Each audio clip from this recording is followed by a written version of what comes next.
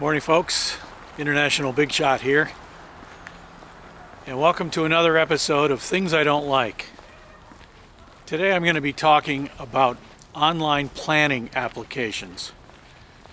These are things that you probably have seen on your computer, Google, YouTube videos, etc., where you can plan projects, to-do lists, notes,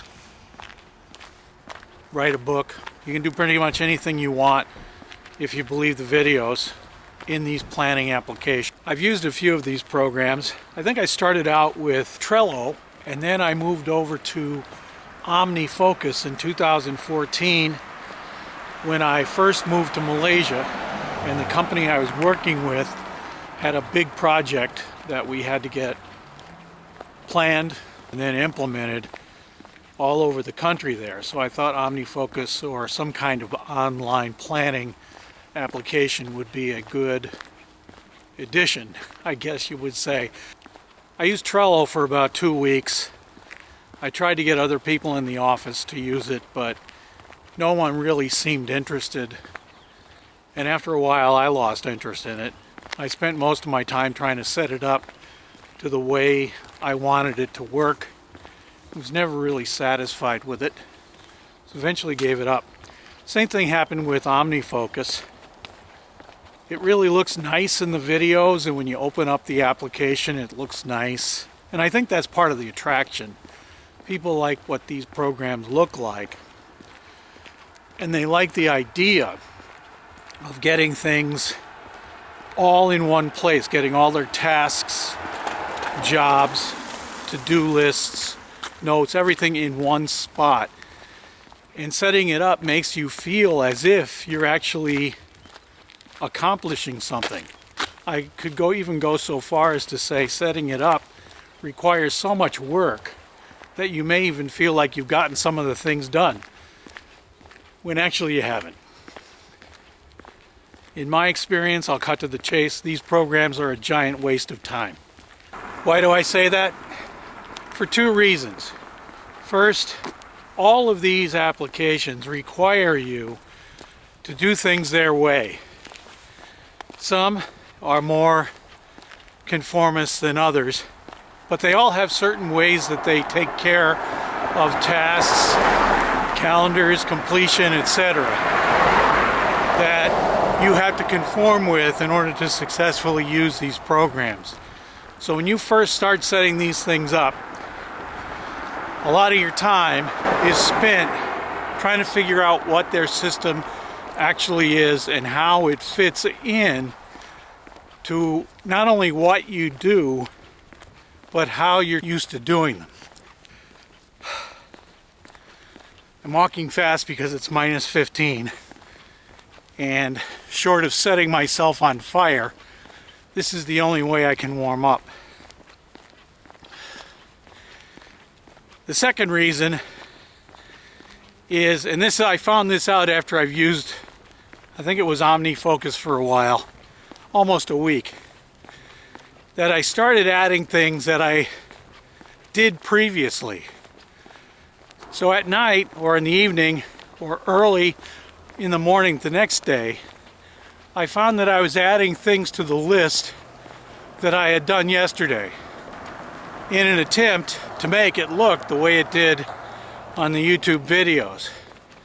You know, everything nicely in its place, enough things on the calendar or the screen, the interface, to make people think, or to make me think really, that I actually had a list of tasks that I was accomplishing. Oh, it's so cold I can hardly talk.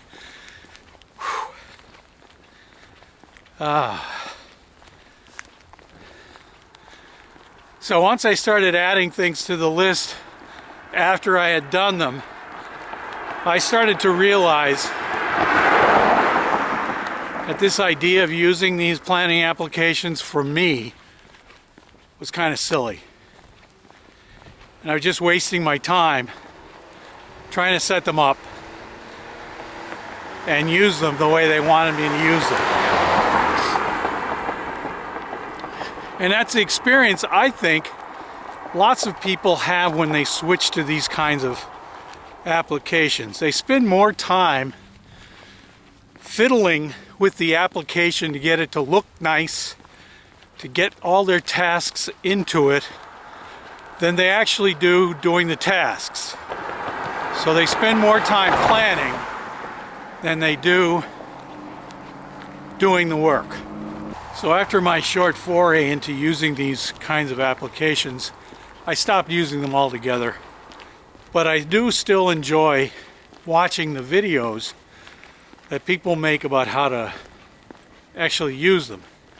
Because it's possible, if you want to go down the rabbit hole of this planning mentality, that the more you plan, or the better you plan, or the nicer your plan looks, somehow your plan is going to get carried out better, quicker, more on time. I don't know how you would characterize it, but using the online applications is simply an attractive way to do the planning part, which, when a task is completed, the planning is probably the least important things that you do. And it certainly doesn't need to look nice. Okay, so what do I use for planning? There's 4 things I use. I use the Google Calendar. You don't need multiple calendars. Find one that works for you and use that one. Everything you do goes on that calendar. Second thing I use is a email application. I use Gmail. The third thing I use is Evernote. A lot of my research is done online, so anything I find that I have to keep immediately goes into Evernote. And finally, the last thing I use is a paper tablet. The kind of tablet that you get, in a drugstore or something, that kids would use in school. It's a tablet. It's not loose pages. It's actually a tablet. It's a scratch pad. Take notes. You do math. You do whatever you want. And when it's filled up, you close it and get another tablet.